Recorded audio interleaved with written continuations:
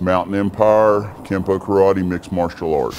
I started training in 1991 in an art called Shaolin Kempo, which is basically a very traditional form of Kempo that we know it today. I got my first degree black belt in 1997 in that art.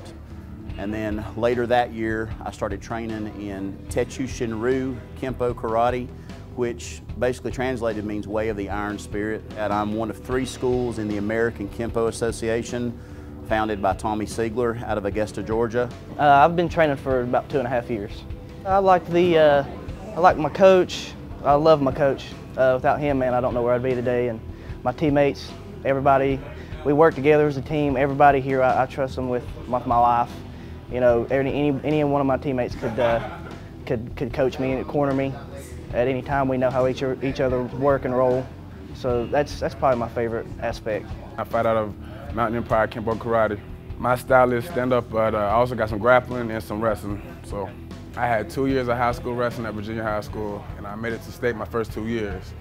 My last year I got hurt, low back injury, so I didn't get to wrestle the state. But I've been training Kempo Karate for about almost a year, June 1st to be exact. So I fight at Mountain Empire MMA. My style, I guess, I don't really have a style. It's kind of crazy, do whatever I want to, really. Bounce around all over the place. I've been training at Mountain Empire MMA less than a year now. I describe myself as more of a all-around, well-rounded fighter. Kempo basically is a hybrid breed of martial arts that it has a lot of origins. It started in China, came through Korea, came through Japan, came across to the United States in the 60s. Since it's been here, it's been integrated with Brazilian Jiu-Jitsu, kickboxing. So it has a little bit of everything built into one system. We like to say it's the original mixed martial art. There's several UFC fighters that train in Kempo. You'll see when it says Kempo black belt or training in Kempo. Chuck Liddell's probably I guess the most well known for that. He's got it actually tattooed right on his arm. So my last couple fights, I kind of came up with my own variation of a move called a key lock, and nobody's ever seen it. Every time I use it, everybody always asks what it is and how I do it. But most of my fights, I end up using my hands to set up a takedown. I can do it all. I train MMA.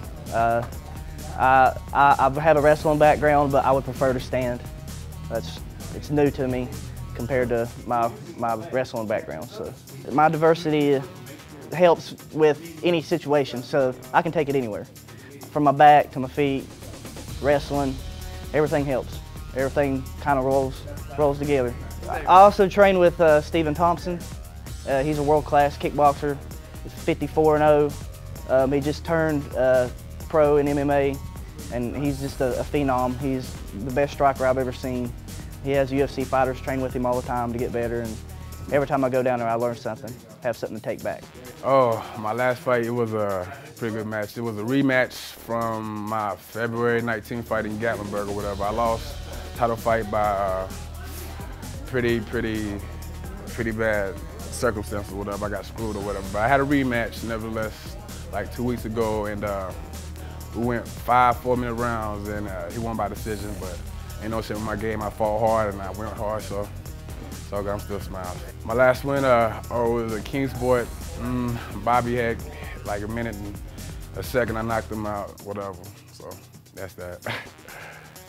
My last win is down in Sevierville. I ended it probably, I think it was like 30 seconds. He took me down, scissor sweeped him, mounted, ground and pound, it was over.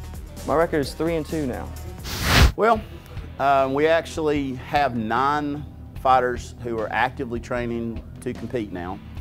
Out of those 9, we have 4 who have been competing pretty steady since last April.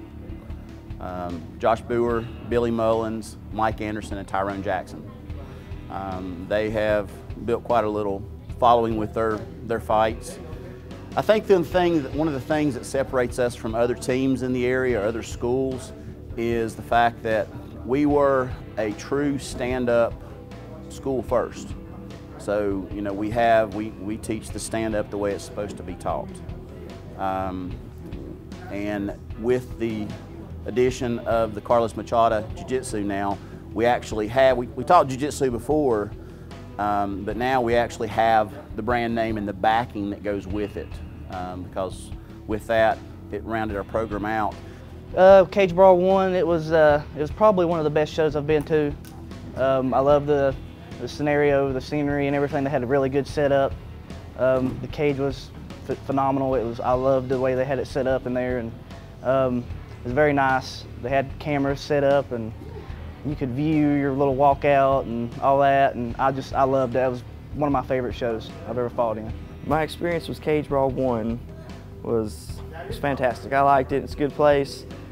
Nice ring, good size. Wasn't real small like most of them are, and they had their own separate locker rooms, mats we can work out, and they had snacks out for us like bananas and apples, and they took good care of us. Come out and had cars beside us, all pimped out. Looked real good. I was impressed. I'm really looking forward to Cage Brawl 2 because my last fight, I thought it was horrible personally. You know, they had a real good show, and I didn't perform at my best, and kind of embarrassed myself. But hope to come back and be strong, get a good win. I take my guys with me when I go to Dallas, Texas to train with Professor Machado, so that helps round out their ground game. And you know, the proof's in the pudding when it comes to what happens at the end of a fight. You know, we've had our victories, we've had our losses, but at the end of the fight, in the past 4 fights we've had, we've either taken home fight of the night, knockout of the night, or submission of the night. And one of the things that we're pretty impressed with was our fighters who, you know, they didn't get much respect right up front. Matter of fact, I didn't get much respect right up front.